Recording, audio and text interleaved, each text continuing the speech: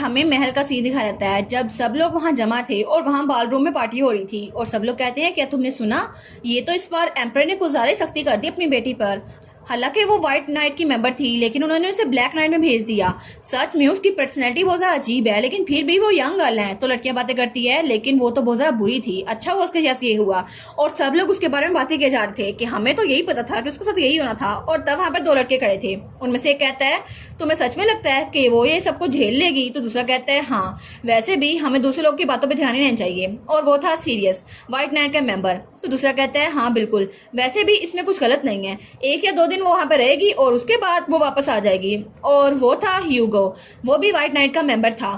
तो तब वहां से सीरियस आते हुए कहता है चलो जो भी है, मैं अब उनकी बकवास ही सुन सकता, मैं तो यहाँ से जा रहा हूँ। तो ह्यूगो सोचता है सीरियस, वो तो एक प्ले बॉय है जो हर लड़की के साथ रहता है, लेकिन तभी वहां पर लड़कियां आती हैं। वो कहती है आखिर सीरियस कहाँ पे गया, तो वो सोचता है देखा ये यहाँ पर आ भी गई। और वो लड़की थी डियाना, वो भी व्हाइट नाइट की मेंबर थी। वो कहता है वाइस कैप्टन और लॉर्ड डिवॉन, और उसके पीछे एक और लड़की थी, उसका नाम था हेजल, व्हाइट नाइट की मेंबर, और वो इन्फिनिट स्प्लैश नावल की टीम में लीड कैंडिडेट नंबर 1 थी। तो वो कहता है तुम्हें पता है ना, उन्होंने कहा था वो प्रिंसेस के साथ और बातें नहीं कर सकते, और वैसे भी वो तो और लड़कियों के साथ बातें करने के लिए गए हैं। तो वो लड़की कहती है अच्छा ठीक है, लेकिन हम क्या कर सकते हैं, लेकिन मैं भी तो ऐसे ही हूँ, मुझे भी लोगों की बातों में कोई दिलचस्पी नहीं है। और डियाना वो तो प्रिंसेस के भाई यानी कि क्राउन प्रिंस की चाइल्डहुड फ्रेंड थी। वो कहती है एग्नेस डेमियन की सिर्फ इकलौती बहन है, इसलिए वो अपनी बहन के लिए कुछ ना कुछ तो करेगा। तभी वहां पर ब्लैक बालों में एक और लड़की आती है। वो कहती है व्हाइट नाइट के हीरो सब लोग यहाँ पर जमा हैं ना, और वो थी सेंट लिलियाना। वो कहती है आखिर यहाँ पे कौन सी इंटरेस्टिंग बातें हो रही हैं, मुझे भी तो बताओ। और वो फीमेल लीड कैंडिडेट नंबर 2 थी इस नावल की। तो ह्यूगो कहता है हम प्रिंसेस के बारे में बात कर रहे थे सेंट। वो कहती है अच्छा, मैंने भी इस बारे में सुना, लेकिन मुझे नहीं पता था कि एम्पर ऐसा डिसीजन भी लेंगे। तो ह्यूगो कहता है जी बिल्कुल, मैं भी बहुत ज्यादा सरप्राइज था। और तब हमें बताया जाता है सेंट लिलियाना वो असल में एक कॉमनर थी, और तब उसे रेवलेशन मिली और वो एक सेंट बन गई। लेकिन वो जितनी ज्यादा खूबसूरत थी ना, उतनी ज्यादा चालाक भी थी, और लोगों की नजरें उस पर रहा करती थी, और वो लोगों के साथ हमेशा रहा करती थी और उनसे फ्लर्ट किया करती थी। लेकिन कुछ लोगों को ठीक करने के बाद, नोबल्स को ठीक करने के बाद उसकी लाइफ बिल्कुल बदल गई और सब लोग उसकी तरफ अच्छे से देखने लग गए। लेकिन उसके बाद जब उसका एटीट्यूड बदला तो अपने दिल में उसने ठान लिया कि वो किसी भड़े की तरह भड़ेगी ताकि उसकी पोजीशन बढ़ जाए। और तब वो कहती है ह्यूगो रोडियन है ना, ये तो ड्यूक ऑफ रोडियन का इकलौता वारिस है और व्हाइट नाइट में इसकी बहुत ज्यादा अच्छी रेपुटेशन है। लेकिन वो बाकी लोग को देखती है और सोचती है आफ्टर ऑल ये सब कुछ वेस्ट जाने वाला है। और तब वो स्माइल करके उसकी तरफ देखती है तो ह्यूगो वो तो बहुत ज्यादा ब्लश करने लग जाता है। ह्यूगो कहता है मुझे लगता है ये हमारे लिए अच्छा ही हुआ क्योंकि लेडी एग्नेस यहाँ से जा रही हैं, इसकी वजह से कमांडर वो थोड़ा कंफर्टेबल हो जाएंगे और आपको भी फिक्र करने की जरूरत नहीं होगी। वो कहती है क्या मुझे, तुम्हें तो मेरी बहुत ज्यादा फिक्र है, लेकिन प्रिंसेस एग्नेस वो तो मुझे बहुत ज्यादा नापसंद करती है क्योंकि मेरा कॉमनर बैकग्राउंड है। लेकिन सब लोग उसकी तरफ देखते हैं, वो सोचती है चलो अच्छा हुआ लोग मेरी तरफ तवज्जो तो दे रहे हैं। और वो सोचती है सारे इंसान बहुत ज्यादा सिंपल होते हैं और शायद मुझे किसी ऐसे से मिलना चाहिए जो मेरी देखभाल करे। लेकिन इसके अलावा लॉर्ड डेवन वो अपनी बहन के जाने से खुश होंगे है ना। तो तब वो लोग कहती हैं क्या, लेकिन इसका ये मतलब तो नहीं है। तो सोचती है इस पूरे एम्पायर में सिर्फ 2 लोग मेरे काबिल हैं, और सबसे पहले क्राउन प्रिंस आता है और दूसरे नंबर पे लॉर्ड डेवन आता है। और तब वहां पर रेमंड चलता हुआ उसकी तरफ आता है। वो कहती है सर स्पेंसर आप भी यहाँ पर हैं। और वो था रेमंड स्पेंसर जो कि व्हाइट नाइट का लीडर था और इस पूरी स्टोरी का मेन लीड था। तो वो कहती है हम तो प्रिंसेस के बारे में बात कर रहे थे ना, मुझे लगता है कि आप बहुत ज्यादा अच्छे रहेंगे क्योंकि अब वो आपका पीछा नहीं कर पाएंगी। तो वो कहता है क्या, लेकिन क्यों। तो सेंट कहती है क्योंकि आपने तो कहा था कि प्रिंसेस आपके पीछे पड़ी रहती हैं। ओ माई, क्या मैंने कोई गलती कर दी। तो तब सब लोग उसके देखते हैं लेकिन वो मुस्कुरा के बातें की जा रही थी। तो ह्यूगो कहता है नहीं कुछ भी गलत नहीं कहा आपने, आप फिक्र ना करें सेंटस, वैसे भी आपकी एनर्जी बहुत ज्यादा अच्छी है। तो डियाना सोचती है ये तो सब लोगों को अपने इशारों पर नचाती रहती है, लेकिन ह्यूगो वो तो बिल्कुल एक इडियट है, अब इसे कौन बताए, ये सिर्फ उसके साथ फ्लर्ट कर रही है।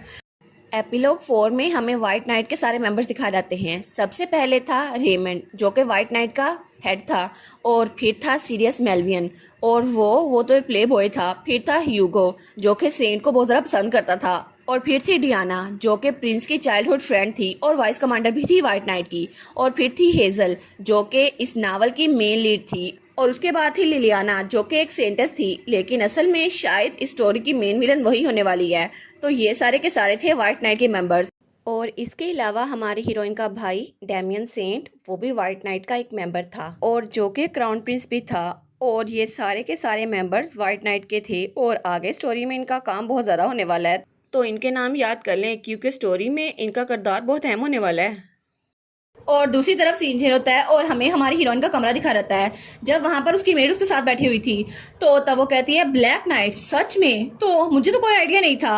वो कहती है आखिर हिज मैजेस्टी ऐसा डिसीजन कैसे ले सकते हैं, लेकिन हमारी हीरोइन आराम से चाय पी रही थी। वो सोचती है मुझे तो बड़ा अच्छा लगा, मुझे अपने फेवरेट के साथ रहना पड़ेगा, लेकिन काइलो तो मुझसे नफरत करता है, फिर भी मेरे पास अपॉर्चुनिटी होगी मैं उसके साथ रहूं। और वो सोचती है हमारी पहली मुलाकात कैसी होगी, और वो कहेगा मैंने तुम्हारी जैसी निकम्मी सबऑर्डिनेट कभी नहीं देखी, लेकिन चलो खैर है इतना भी बुरा नहीं होगा। तो उसकी मेट कहती है प्रिंसेस क्या आपको कोई बुखार हो गया है, आपका चेहरा तो बहुत ज्यादा लाल है। वो कहती है नहीं नहीं बिल्कुल ठीक है। तो वो कहती है मैं डॉक्टर को बुलाऊं, आपका चेहरा तो बहुत ज्यादा लाल हो गया है, शायद आपको बहुत ज्यादा बुखार है। वो कहती है नहीं नहीं मैं बिल्कुल ठीक हूँ, तुम फिक्र ना करो। वो सोचती है शायद प्रिंसेस बहुत ज्यादा परेशान हो गई हैं क्योंकि उनको ब्लैक नाइट में भेजा जा रहा है। तो वो सोचती है चाहे जो भी हो जाए पॉसिबली क्या कर सकते हैं वो मेरे साथ, वैसे भी मुझे यहाँ जाना ही है। तो उसकी मेट कहती है जी जी बिल्कुल, आप तो वहाँ अच्छे से एडजस्ट हो जाएंगी। तो हमारी हीरोइन सोचती है इस मेड के रिएक्शन से तो मुझे लग रहा है कि असल में ये जो हीरोइन थी ना ये तो बहुत ज्यादा टेंट्रम करती थी। और तब वो कहती है मेरा सर दुख रहा है, लेकिन सिर्फ यही नहीं, हालांकि मुझे पता है कि स्टोरी का एंड कैसे होने वाला है, लेकिन मैं तो कुछ भी कर सकती हूँ। और वैसे ही मुझे पता है कि डीमंस कहाँ से आने वाले हैं, और मैं इस सब के बारे में काइलो को बताऊंगी और काइलो सबको हरा देगा, है ना। फिर तो मुझे थैंक्स कहेगा और सारा क्रेडिट जाएगा काइलो की तरफ। मेरा प्लान तो बिल्कुल परफेक्ट है। तब उसकी मेड वहां जाने लगती है, लेकिन तभी दरवाजा खोल के वहां पर कोई आता है। तो तब मेड कहती है hello his majesty crown Prince, आप यहाँ पर आ गए। तो हमारी कहती है क्या क्राउन प्रिंस। तो तब वो कहती है आखिर आप बिना किसी नोटिस के यहाँ कैसे आ गए भाई। तो उसका भाई वहां पर था। वो कहता है तुम अभी भी सेम हो। इस रूड ग्रीटिंग के साथ वेलकम करने वाली एग्नेस, और वो था क्राउन प्रिंस डेमियन सेंट। और तब उसे याद आता है जब उसके फादर ने कहा था एग्नेस कुछ अजीब सी लग रही है, मुझे लगता है वो बदल गई है। हालांकि डॉक्टर ने कहा कुछ भी गलत नहीं है, लेकिन फिर भी उसने पार्टी पे इतना सारा हंगामा खड़ा किया, मुझे नहीं लगता वो ब्लैक नाइट में इतनी आसानी से जाने वाली है। तो तब अपने बेटे से कहता है तुम्हें क्या लगता है एग्नेस वो ठीक तो है ना। तो वो सोचता है एग्नेस असल में मुझे लगता है उसका दिमाग खराब है फादर, लेकिन वो अपने फादर से ऐसा नहीं कह सकता। तो उसका फादर कहता है ऐसा लगता है कि ब्लैक मैजिक ने उसको अपने काबू में कर लिया है, और सोसाइटी में आजकल ये ट्रेंड बहुत ज्यादा चला हुआ है। तो उसका भाई कहता है नहीं नहीं ऐसा भी कुछ नहीं हुआ, आप फिक्र ना करें। तो तब वो कहता है इसलिए डेमियन मैं चाहता हूँ कि तुम जाओ और एग्नेस को पर्सनली चेक करो। तो वो कहता है क्या मैं खुद जाऊँ। तो उसका फादर कहता है हाँ हाँ तुम उसको इकलौते भाई हो, तुम नहीं जाओगे तो और कौन जाएगा। वो कहता है ठीक है कल मैं जाऊंगा और उसको खुद देखूंगा। तो तब एग्नेस की मेड कहती है योर हाइनेस क्राउन प्रिंस, और तब वो कमरे में आता है। लेकिन जब वो वहां पर देखता है तो उसकी बहन कहती है आप बिना किसी नोटिस के कैसे आ गए भाई। तो वो सोचता है ऐसी कोई भी चीज नहीं है जो इसके पास मैजिक बुक हो, इसके पास तो कुछ भी नहीं पड़ा। तो तब वो कहता है क्या तुम ड्यूक ऑफ लोथियन की बेटी हो। तो मेड कहती है जी जी बिल्कुल। वो कहता है मुझे अपनी बहन से थोड़ी देर बात करनी है, तो क्या तुम हमें थोड़ी वक्त के लिए अकेला छोड़ दोगी। वो कहती है जी जी मैं भी चलती हूँ। और उसके बाद वो दोनों कमरे में अकेले थे और माहौल बहुत ज्यादा टेंस हो गया था। तब वो बहुत ज्यादा घूर के अपनी बहन को देखता है और कहता है एग्नेस। तो वो कहता है आखिर तुम हिज मैजेस्टी को कितनी तरह परेशान करने वाली हो, अगर तुमने इसी तरह बिहेव करने की कोशिश की तो तुम कभी भी क्वीन नहीं बन सकती, और चाहे कुछ भी हो जाए हमारी रॉयल फैमिली की डिग्निटी को टार्निश ना करना। और फादर ने कहा है कि तुम बहुत ज्यादा अडोरेबल हो और मैं तुम पे चेक करूं, लेकिन मुझे लगता है मुझे ये नहीं करना चाहिए। और वो कहता है अब से ब्लैक नाइट के तौर पर तुम्हें अपनी ड्यूटी सिंसियरली निभानी होगी। और हमारी एग्नेस वो खामोश थी। तो उसका भाई कहता है मुझे जवाब दो। तो वो सोचती है आखिर मैं इसको क्या जवाब दूं, मेरा तो दिल कर रहा है इस पे चिल्लाऊं, लेकिन ये ऐसी आके मुझे ऐसी बातें कैसे सुना सकता है। तो उसका भाई सोचता है ये अभी मुझ पे चिल्लाएगी कि आप आखिर आके मुझे नसीहत कैसे कर सकते हैं, लेकिन वो कहती है जी ब्रदर। तो वो कहता है क्या इससे कुछ भी नहीं कहा। सच में एग्नेस ने इतनी आराम से मेरी बात मान ली, आखिर इसने इतने आराम से मेरी बात का जवाब कैसे दे दिया। तो तब वो बिल्कुल खामोश हो गया था, लेकिन उसके सामने कहता है ठीक है अपने वादे को ना भूलना जो तुमने अभी किया है। और उसके बाद वहां से निकल गया था। तो हमारी सोचती है मैं बहुत ज़रा खुश हूँ कि मुझे अपनी पुरानी लाइफ में जैसी फैमिली नहीं मिली थी अब मिल गई, लेकिन मेरा भाई इतना ज़रा अनलकी क्यों है। ये तो बिल्कुल वैसा इंसान है जो दूसरों के सामने बहुत ज़रा नाइस और फ्रेंडली है, लेकिन अपनी बहन के लिए बहुत ज़रा अनोइंग है, और दूसरों के सामने ये बहुत ज़रा अच्छा है और मेरे सामने बिल्कुल कोल्ड। हालांकि एग्नेस ने बहुत ज़्यादा बुरी चीज़ें की हैं कि वो प्रिंस रेमंड का पीछा करती थी, लेकिन फिर भी उसने तो बहुत ज़्यादा घटिया चीज़ें की हैं, और पार्टीज में जाकर अपना काम ना करना और अल्कोहल को गिरा देना, लेकिन फिर भी एक भाई के तौर पर तो उसको ऐसा नहीं करना चाहिए। और वो सोचती है इन फैंटेसी नॉवल में तो बहुत सारा एयरक्राफ्ट्स हैं और बहुत ज़्यादा टेक्नोलॉजी है, लेकिन फिर भी मुझे इस सबसे कोई फर्क नहीं पड़ता, मैं तो अपने भाई के पीछे जाती। लेकिन खैर है, वो तो ब्लश करते हुए सोचती है कल फाइनली वही दिन है जब मैं ब्लैक नाइट को ऑफिशियली ज्वाइन करने वाली हूँ और कल मैं काइलो से मिलूंगी। और तब हमें अगले दिन का सीन दिखा रहता है जब उसकी मेट्स को तैयार कर रही थी और उसने ब्लैक यूनिफॉर्म पहना था और वो सोचती है मैं तो व्हाइट यूनिफॉर्म की जगह ब्लैक यूनिफॉर्म में कितनी ज़्यादा प्यारी लगती हूँ, है ना। तो तब उसकी मेट्स कहती हैं वाह ये तो बहुत ज़्यादा खूबसूरत लग रही हैं, लेकिन वो कहती है क्या हम इनको बताएं ये यूनिफॉर्म इतने बहुत ज़्यादा अच्छा लग रहा है। तो उसकी मेट कहती है नहीं नहीं, वरना वो चिल्लाएंगी कि ब्लैक नाइट के लेवल के मुताबिक वो कैसे हो सकती हैं। तो हमारी सोचती है मेरा तो काइलो के साथ कपल बहुत ज़्यादा अच्छा लगेगा ना। तो तब अपनी मेट से कहती है तुम्हें क्या लगता है, क्या यूनिफॉर्म मुझ पे अच्छा लग रहा है। तो उसकी मेट कहती है जी जी बिल्कुल। तो उसकी दूसरी मेट कहती है जी बिल्कुल आप पे बहुत अच्छा लग रहा है। तो हमारी कहती है हाँ बिल्कुल मुझ पे तो हर चीज अच्छी लगती है, तो मुझे पूछने की जरूरत नहीं है। तो उसकी मेट्स कहती है क्या क्या ये ठीक तो है। तो तब उसकी एक मेट कहती है क्या आपका दिमाग ठीक तो है माई लेडी। वो कहती है हाँ बिल्कुल, क्योंकि अब मैं ब्लैक नाइट को ज्वाइन करने वाली हूँ और मुझे एम्पीरियल फैमिली के मेंबर के तौर पे अपनी विच्चू को शो करना होगा। तो उसकी मेट्स कहती है माय लेडी विच्चू आप कैसी बातें कर रही हैं। तो तब वो खड़ी होते हुए कहती है ठीक है अब सब लोग यहाँ से जा सकते हैं क्योंकि मैं ब्लैक नाइट के मेंबर के तौर पर आज स्टार्ट करने वाली हूँ। तो वो कहती है ठीक है अब अपना ख्याल रखिएगा योर हाइनेस। तो तब वो कहती है फाइनली मैं काइलो के पास जाऊंगी और उसको दिखाऊंगी कि मैं भी चेंज हो सकती हूँ। इस बार हमारा इंप्रेशन बहुत ज्यादा अच्छा पड़ेगा, है ना। और तब हमें काइलो का ऑफिस दिखाया जाता है जब उसका साथी वहां पे खड़ा था। तो वो कहता है ऑनेस्टली मैं तो इस चीज पे बेट लगा सकता हूँ कि वो कभी भी यहाँ नहीं आएंगी, ब्लैक नाइट के मेंबर के तौर पे कभी भी नहीं।